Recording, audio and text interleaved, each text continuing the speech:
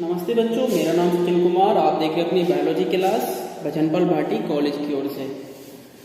बेटा, आपका जो पिछला चैप्टर था इसमें आप पढ़ रहे थे वर्गीय सहायता साधन, जैसे कि आपने देखा था पिछले चैप्टर में कि हमने हर्बेरियम पढ़ा, जंतु उपवन पढ़े, वनस्पतिक उद्यान पढ़े, कुंजी पढ़ी थी लास्ट क्लास में, वो सब आपका फिनिश हो चुका है।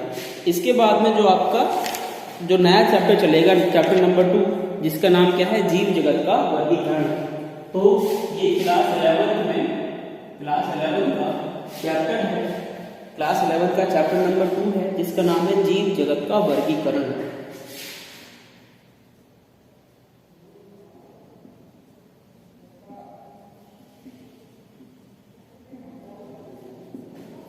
पिछले अध्याय में आपने क्या पढ़ा है कि वर्गीकरण में क्या करते हैं, पहचान करते हैं, उनकी नामकरण करते हैं, ठीक है, उनको एक अलग अलग वर्गों में रखते हैं, उसी को वर्गीकरण कहते हैं।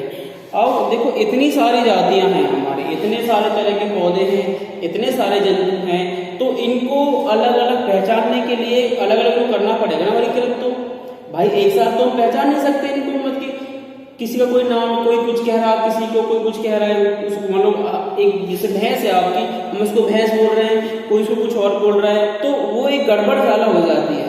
तो हमारे जो सही तरह से अध्ययन करने के लिए क्या हुआ कि जितनी भी जातियां हैं हमारी धरती पर, पृथ्वी पर, जो भी जीवित जंतु हैं, चाहे वो जंतु है चाहे पौधे हैं, सभी को एक खास वर्गीकरण में रखा जाना चाहिए, जिससे कि उनको हम आसानी से उनका अध्ययन कर सकें, उनके बारे में जान सकें।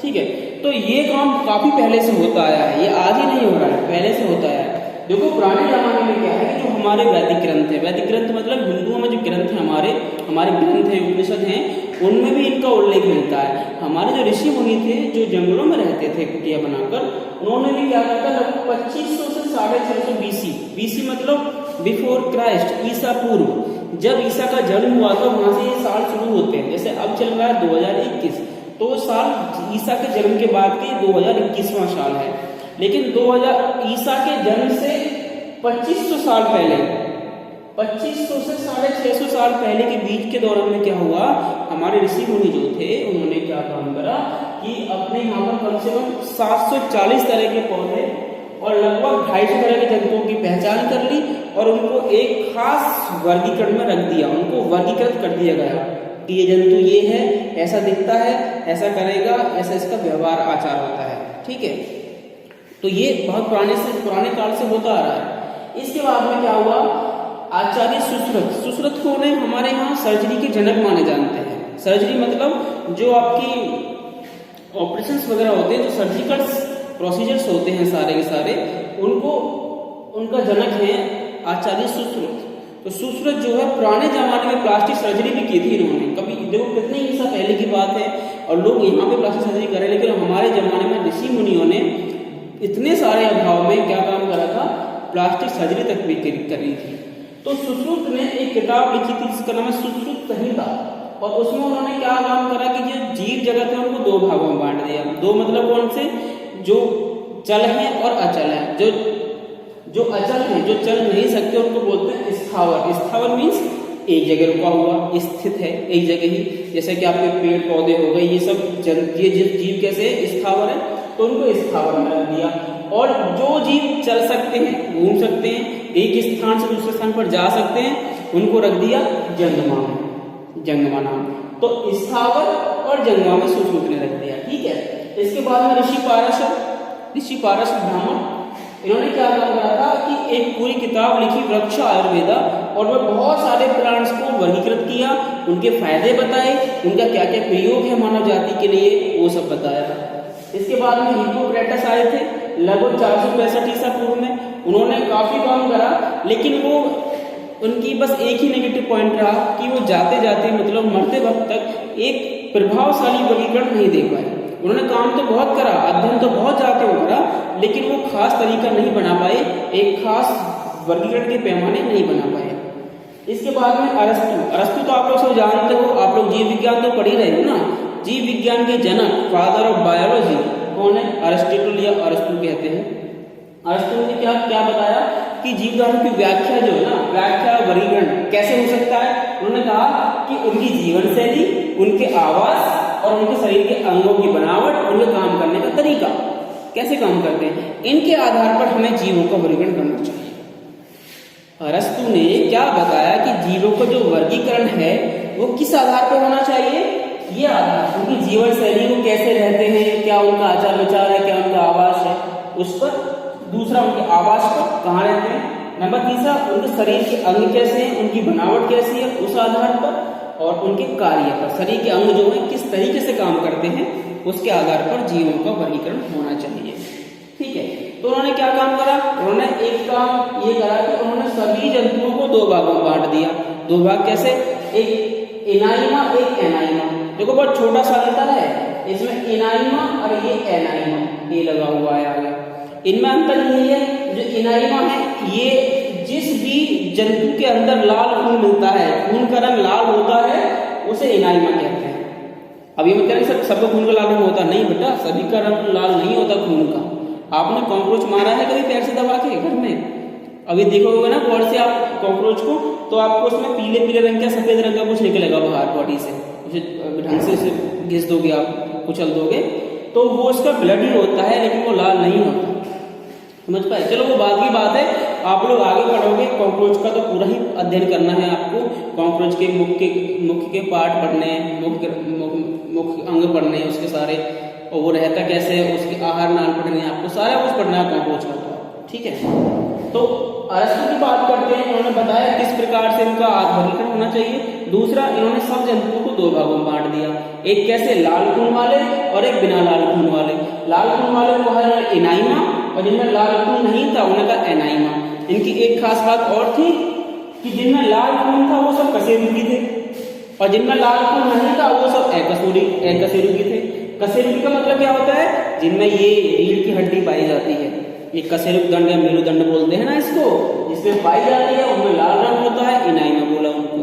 और जिस जंतु में नहीं होती उनको एकशेरुकी यानी कि एनाइमा बोला। ठीक है, और चलते हैं नीचे आते हैं Theophrastus. Theophrastus father of botany, वनस्पति विज्ञान के जनक हैं। अगर बायोलॉजी को मैं पूछूं, बायोलॉजी के फादर या बायोलॉजी के पिता किसको कहा जाता है, तो बेटा आप कहोगे अरस्तु को। अब हम यहाँ पढ़ेंगे, बायोलॉजी की दो ब्रांच पढ़ते हैं, जंतु विज्ञान, वनस्पति विज्ञान, है कि नहीं भाई। जीव विज्ञान के दो भाग तो पढ़ रहे हैं, जंतु विज्ञान और वनस्पति विज्ञान। जंतु विज्ञान में जंतु का अध्ययन करते हैं, वनस्पति विज्ञान में पेड़ पौधों का अध्ययन करते हैं। तो अगर मैं बोलूं father of biology, father of जीव विज्ञान, तो अरस्तु। वहीं मैं बोलूं फादर ऑफ जंतु विज्ञान, जंतु विज्ञान के पिता है जनक, तो भी अरस्तु लिखना है आपको। वही मैं कहूँ वनस्पति विज्ञान के जनक या वनस्पति विज्ञान के पिता में कौन है, तो थियोफ्रास्टस। थियोफ्रास्टस कौन थे, ये अरस्तु के चेले थे, शिष्य थे। चेला मतलब वो चेला भी शिष्य थे, अरस्तु के प्लेटो के शिष्य थे थियोफ्रास्टस। तो इन्होंने भी काफी अध्ययन किया, और इन्होंने क्या लिखी, एक बुक लिखी, हिस्टीरिया प्लांटेरम। हिस्टीरिया प्लांटेरम नाम से पता है, हिस्ट्री प्लांटेरम माने प्लांट्स यानी कि पौधों की बात हो रही है। तो इसमें इन्होंने अनेक पौधों का वर्गीकरण कर दिया, बहुत सारे पौधों को वर्गीकृत कर दिया और सबको अलग अलग भागों में बांट दिया, इसीलिए इनको वनस्पति विज्ञान के जनक भी कहते हैं। ठीक है, और थोड़ा नए जमाने में आते हैं। उसके बाद आए वैज्ञानिक कैरोलस लीनियस, मोस्ट इंपोर्टेंट वैज्ञानिक हैं अभी आपके, कैरोलस लीनियस। इन्होंने क्या काम करा, इन्होंने बहुत सारे जंतुओं को और क्या बोलते हैं आपके पौधों को अलग अलग भागों में बांटना शुरू कर दिया। इन्होंने और डिटेल में खुल के वर्गीकरण कर दिया, इसीलिए इनको क्या कहते हैं, वर्गीकी का जनक, फादर ऑफ टैक्सोनॉमी। ठीक है, कहा जाता है इनको वर्गीकी का जनक भी कहते हैं, किसको, कैरोलस लीनियस को। अब देखो क्या है, अब भी हमारे यहाँ कम से कम 1.2 मिलियन तो जंतु की जातियां हमको ज्ञात है। 1.2 मिलियन, मिलियन का मतलब क्या होता है, 1 मिलियन शायद 10 लाख होते हैं, 1 मिलियन इक्वल टू 10 लाख के आसपास होता है। तो 1.2 मिलियन जंतु हैं, और वहीं लगभग 0.5 मिलियन आपके पास पौधे होते हैं, और हर साल लगभग 1000 नई जाति में जुड़ जाती हैं, नई खोज ली जाती है हर साल और जोड़ी जाती है। आज भी जोड़ी जा रही है, नई नई जातियां आज भी खोजी जा रही हैं, जंतुओं की पौधों की, उनको जोड़ा भी जा रहा है। ठीक है, तो ये सब कैरोलस लीनियस कौन है, वर्गीकी के जनक। ये बात समझते हैं। इसमें चीज है कि आपका इनैमा जो कशेरुकी होते हैं 2 प्रकार के होते हैं, जरायुज और अंडज। जरायुज का मतलब होता है बच्चे पैदा करने वाले, जिसकी मानव हो गया, भैंस हो गई, कुत्ता हो गया, बच्चे पैदा करने वाले होते हैं। अंडज जो अंडे देते हैं, ठीक है, अंडे देने वाले। ये चीज आप समझ गए होंगे बेटा। तो ये सारा आपको देखना हिस्ट्री। देखो वर्गीकरण की हिस्ट्री जो है, जीव जगत का वर्गीकरण कोई आज से नहीं होता आ रहा है। देखो कितना पुराना है, वैदिक ग्रंथों में लगभग 2500 BC, ईसा से 2500 साल पहले से ये काम लगभग हमने शुरू होता आ रहा है और हमारे ग्रंथों में इसका उल्लेख मिलता है। ठीक है, अब जो मोस्ट इंपॉर्टेंट चीज इस चैप्टर की है आपकी वो है कि कैरोलस R.H. व्हीटेकर एक साइंटिस्ट हुए हैं जिनका नाम क्या है, R.H. व्हीटेकर, R.H. व्हीटेकर, अंडरटेकर का भैया नहीं है ये, R.H. व्हीटेकर।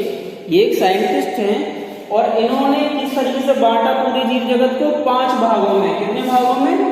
5 भागों में बांटा बेटा, 5 पार्ट्स में बांट दिया। और इन्हीं का जो वर्गीकरण है पूरे जगत में सर्वमान्य है और अभी तक भी यही माना जाता है। सबसे ज्यादा रिलायबल, विश्वसनीय जो है आपका R.H. व्हीटेकर का वर्गीकरण है, जो कि पूरे संसार में मान्य है। और इन्होंने क्या काम करा था, पूरे जीव जगत को, पूरे संसार को 5 भागों में बांट दिया था। वो 5 भाग कौन कौन से हैं वो बेटा आपको याद आ रहा होगा, Monera, protista, fungi, Plantae, animalia. ये 5 भाग हैं अकॉर्डिंग टू R.H. व्हीटेकर।